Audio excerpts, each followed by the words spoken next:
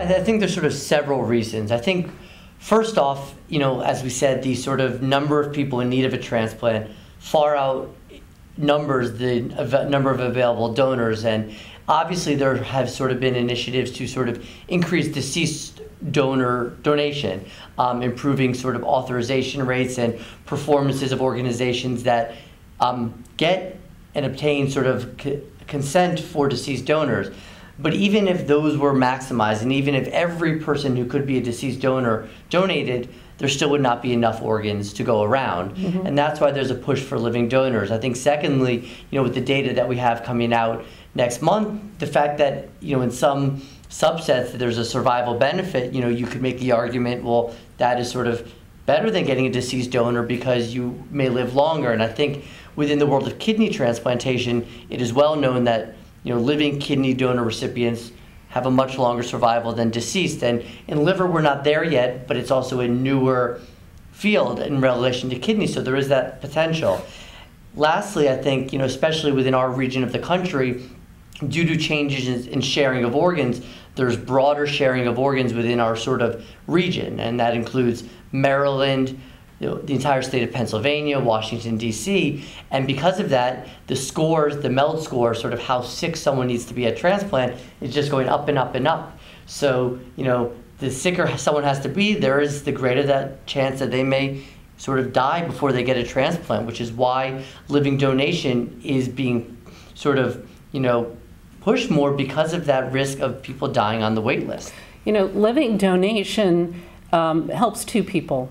It doesn't just help one person, because you're helping your intended recipient, but you're also helping somebody else on the wait list who does not have a living donor or doesn't qualify to get a living donor transplant. So you're freeing up a deceased organ for that other patient. And I guess you could argue three people, because every donor I see sort of feels enriched that they did this, and yes. So the donor feels good right. too. Yes. We have to also recognize that it might be not that we're pushing living donor, but it's becoming more and more of a need. There are parts of this world where there's no deceased donors. In the United States, we've been blessed that we have such a giving population. People want to donate, but in other parts of the world, a lot in Asia, India, there's no deceased donation, and all they do is living donation. And so we're fortunate that we have deceased donor as an option, but as more and more people need transplants, there's just not enough deceased donors to go around. I think it's an important thing to think about. It's sort of, before you get a transplant on the waiting list, you sort of take away that risk of dying waiting for a deceased donor by getting a living donor. And on the flip side, in the survival aspect, the data show that the benefit of getting a living donor is as good, if not greater, than getting a deceased donor.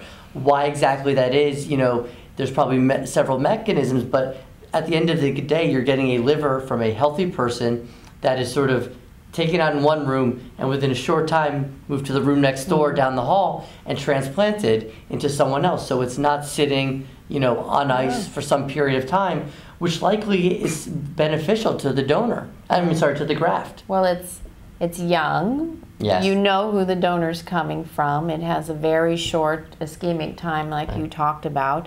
It can be elective. It's scheduled, so it's not, oh, let's go. And you know all the details about the donor because the donor has been worked up in such detail. Now, deceased donors, we also know a lot about them, but you can't control things that happen in deceased donors because they just come when they come, and you can't know all the history. You can't always know, you can't control what happened and how they died and things like that. Whereas in a living donor, all that is known and all that is, under control. You know everything about the donor, and you don't have that period of time where a donor has brain death and a lot of things happen and there might be instability and things like that. So that's a great advantage. You know what you're getting. It's all as advertised, as opposed to deceased donors where it's sort of, you take what you get when it comes.